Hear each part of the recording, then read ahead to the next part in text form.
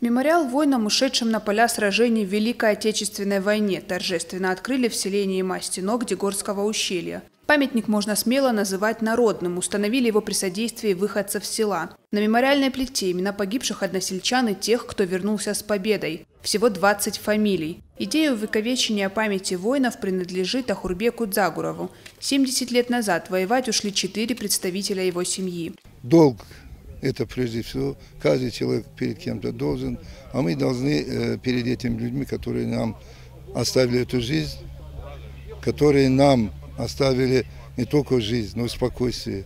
И мы, как считали долгом своим, память их как-нибудь увековечить. В 60-е годы Мастинок опустел, так как жители были вынуждены переезжать в другие места. Условия заставили. Однако выходцы никогда не теряли связь. И теперь в селе есть место, где они будут собираться каждый год в День Великой Победы. Фатима Макиева, Олег Рамонов, Осетия ТВ.